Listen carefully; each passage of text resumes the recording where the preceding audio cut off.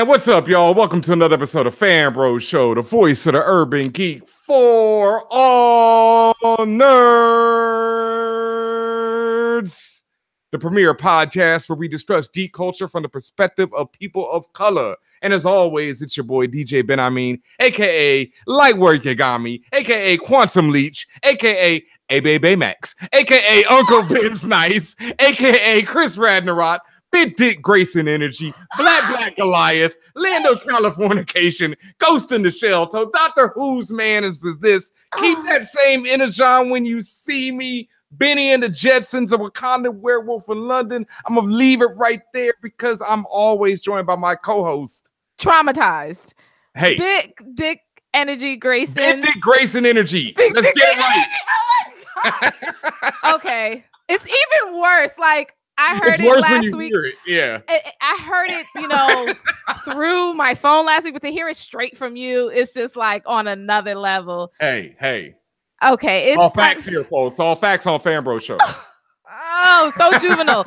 We have no couth here, but you have me, Tatiana King Jones, aka the Grand Duchess of Tech, aka Stone Cold C. Flossin, Gem and the Holophant, Victoria's Secret Wars, Emma Frosted Flakes, Princess Preach, Dame Diner Dash, E Honda Civic, Edward Scissorhands, Flex Luthor, Toffee Baratheon, and T'Challa Bread.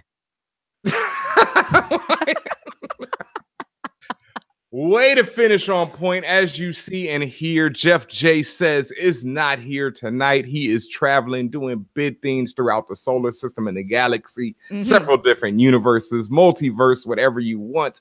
We all over the place right now. You know, the FanBrosShow is growing every day. Thank you to everyone who is subscribed to our new YouTube channel, which has been popping off, hitting us up on the Instagram, popping at FanBrosShow, all these different places. We've actually got like 54 new subscribers in the last day. So wow. Thank you guys. I guess YouTube our name going is getting down. around. I see that. Y'all looking at these beautiful faces. Look at Tatiana got that braids up nice over there. I'm just saying, the official classic FanBro shirt on right there. It's all good. Yes. And these are, excuse you, sir, these are Senegalese twists. Oh, okay. Braids, Okay. Twists. School just me. Saying. Put me on. Let me know. Well, I got these twists because I was at Essence Fest. This past weekend. Floss. Talk about it. I have to floss, man, because I've repped FanBrosShow heavy. Disney actually asked me to come in and host their Ant-Man and the Wasp screening. It was a lot of people there. So we had it at the convention center, which is where all the activities for Essence Fest is held. So their empowerment stage, beauty and health stage, and then there's the entertainment section. And then Disney has this huge booth. Mind you, Ruth E. Carter was there. Wow. And I got to meet her and I almost fell apart. But yeah, so she was there. Her costumes from Black Panther was there. The costumes from Ant-Man and the Wasp were there. And like I said, I hosted the actual screening itself. So everybody had a great time. Had a good time with the audience. I had a dope audience. That's another thing. So if you guys were there or saw a little bit of it, whatever the case may be, thank you. Thank you for your support. Thank you for everything. And I appreciate it. I know just FanBros at large appreciate your support. So when you walked out on stage, did they just start cheering and screaming immediately? Well, no, I have to prompt people it's me, bitches. No, I'm joking. No, I was just like, what up, Essence Fest? And of course, as usual, everyone's yay. I'm like, look, I know you don't know me, but guess what? It's about to be a party. And everybody's like, yeah. Nice. So, nice. So, the crowd got hyped. We got real excited. And when they saw the end credit, my God, that room, all the air got sucked out that room. Ow. Yeah, about literally that. A collective. If you could imagine 200 people going together, that's what it sounded like. Yeah, and without spoiling it, that one's still, because I know, and I've seen people talking about it you knew something. But no. It hurts. Because when you're in that theater, it's, you're having such a good time, Ant-Man and the Wasp, all happy. It's everything's good. And then I'm not going to spoil it because like you said, I know there's still people who haven't seen it yet. It just technically just came out. It's just that it's just certain things you don't need to see. How about that? Yeah. Yeah. It's just certain things you don't need to see. So Yeah. traumatized. But anyway, thank you again for everybody who came out to Essence Fest. Had a great time. Really appreciate everybody giving the love and support. And you're going to see more in the future, more of that in the future. Yeah, big shout outs to Disney right there. That is big love. Disney, you know, seeing the brand is strong right here. FanBrosShow for all nerds. Thank you to Disney. Shout out to my homie Marshall over there. I see you play boy. He like, don't say my name ever again. So. Yeah, and don't ever call me Playboy ever again. Wow. Oh man, you know, in some news that, you know, it's this one of those things. It's like, it's sad, but at the same time, you have to appreciate what a man's life he lived. And we have to send a rest and power shout out to Steve Ditko. I mean, if you don't know who he is, this is one of those cases where you need to Google, because he's just a legend. I mean, there's not enough. We could sit here for the next 10 hours and talk about what this man contributed to comics. Our name is some contributions. I got one. Yeah. Our name is some. I mean, the co-creator, perhaps the most influential part in the creation of Spider-Man. Doctor Strange as well. I mean, Doctor Strange, he just straight up created himself. So that's it. Yeah, Doctor Strange. All the visuals you see from Doctor Strange are pretty much a result of Steve Ditko. One of my favorite characters, the Question, you know, who inspired Rorschach from Watchmen. So you pretty much don't have a lot of the Watchmen without Steve Ditko, because he also created Blue Beetle, who inspired the Owl, and the rest of the Watchmen are all inspired by some of his other creations, pretty much. So it goes on and on and on and on how much this man contributed to comics. You know, he passed away at the age of 90. So he definitely lived a very long life and, you know, did his thing his way all the way through his life. I think he even contributed up to a recent Spider-Man issue pretty recently. He did some artwork for it. So, oh, damn. Seriously? Yeah. Wait. Yeah. Yep. Oh, yeah. The stuff as recently as it says 2016. Yeah, but I think he had like an old picture or something they used in a Spider-Man recently. And like, whoa. Yeah. I mean, between him and Stan Lee, they got that like live forever juice. Yeah, for real.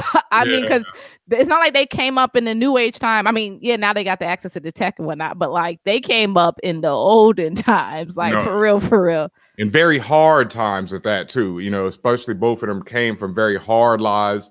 I'm not sure how old Ditko was when, you know, everything popped off, but Stan Lee was already in his middle age by the time Marvel popped off. Stan Lee already went through like the bankruptcy and all that. Like he went through all the hard times before, like you said, before he popped off. So that's actually also a lesson to a lot of people. Like some people may be like, well, I don't want that. But like you may feel like your time will never come, but sometimes your time is just a different time. Everybody got their own time schedule, and your time to shine, your time to grow, your time to win may not be on the same path like everybody else. Some people pop off real early. Some people pop off a little later. Some people pop off in the middle. But my thing is, as long as you're continuing to move forward and you're continuing to grow and do new things and learn and teach yourself to be better and surround yourself with better people, I think that you are going to get to where you need to be.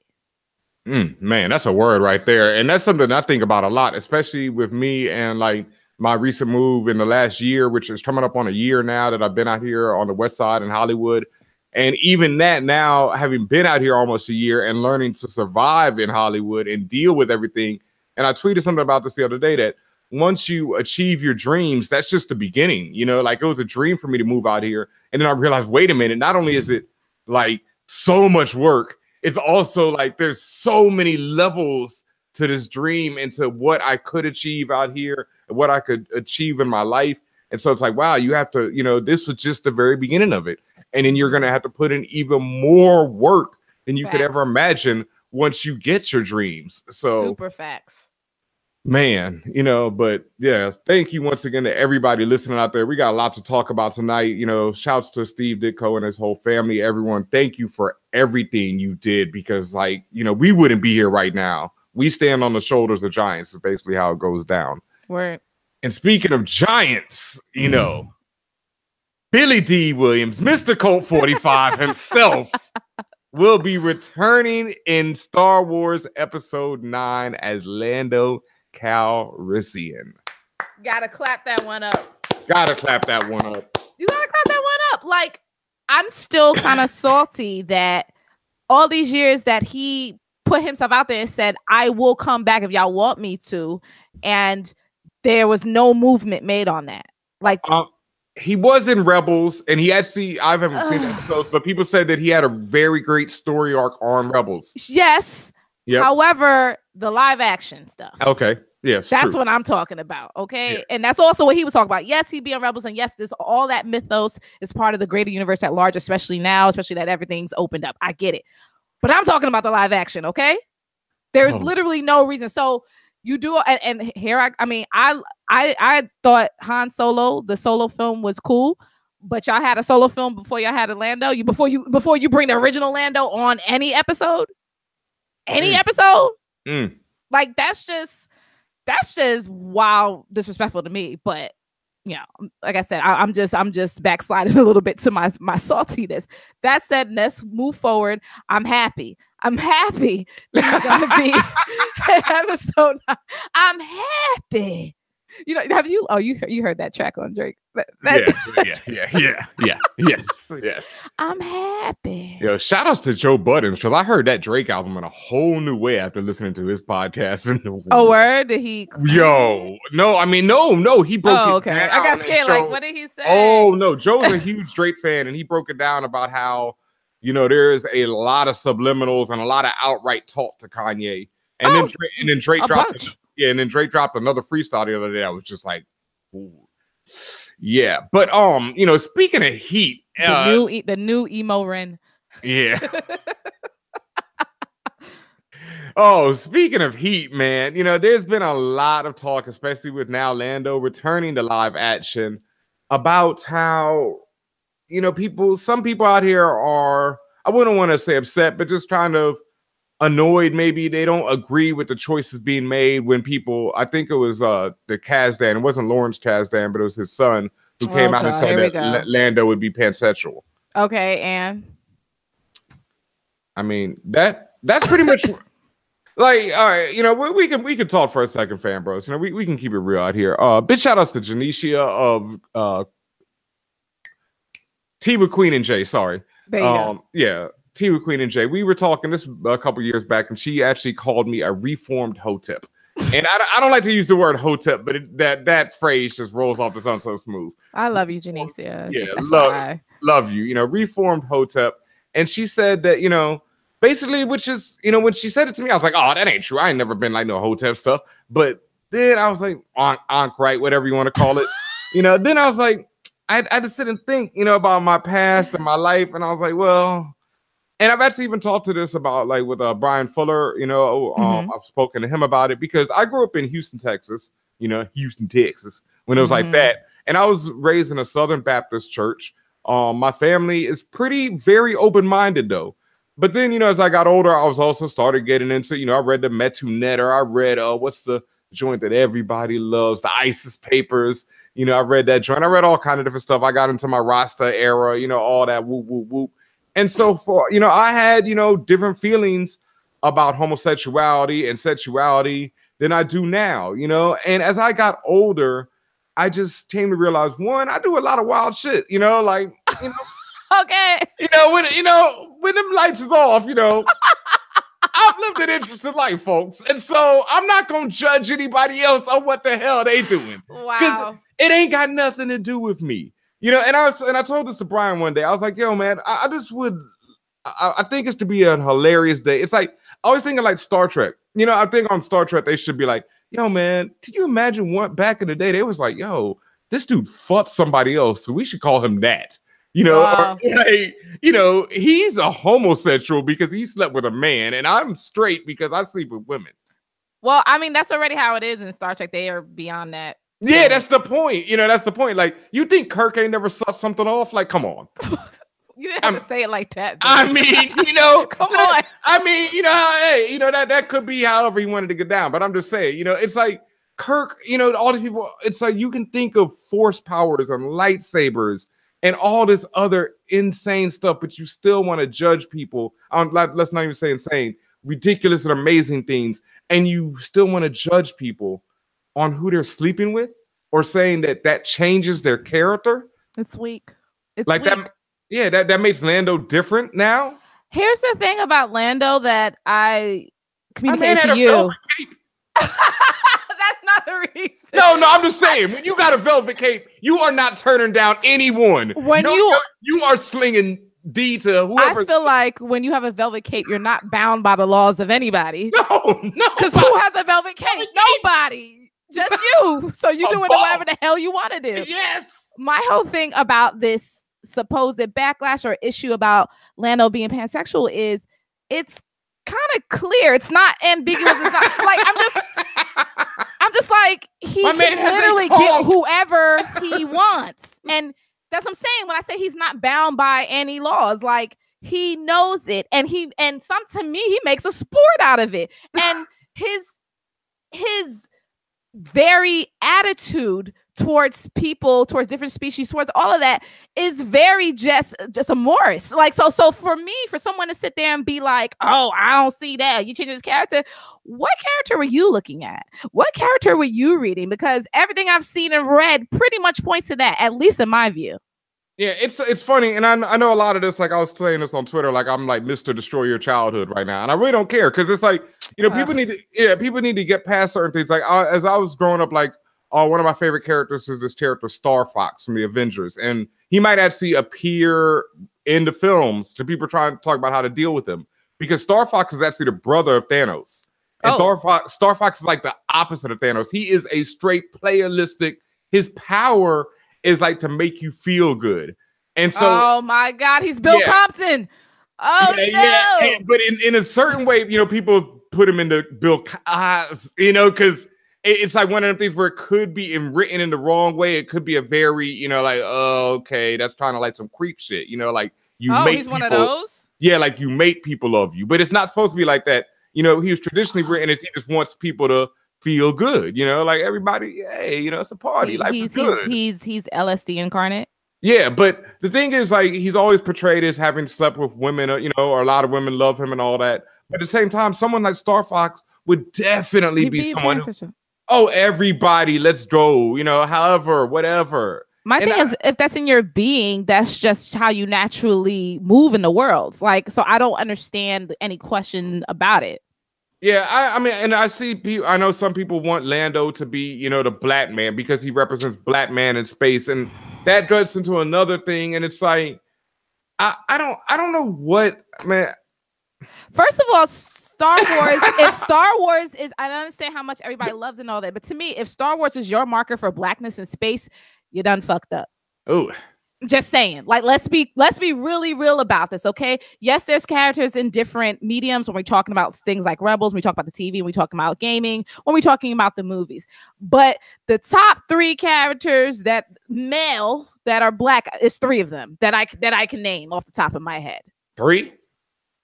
Lando, or is it even 3 at this point? I'm probably thinking of young Lando and old Lando, to be honest with you. I'm like, Lando, Finn. Lando, Mace Windu. Mace Windu, yeah. Yes. Lando, Mace Windu, and Finn. Yep. Who else? So, and again, this is not shade to Star Wars or Star Wars fandom or nothing like that, because I love Star Wars. I know. Well, you just gonna have to. I don't call it shade. I'm calling keeping it real, because let's be real about it. If you're looking to Star Wars to see blackness in action, that ain't it.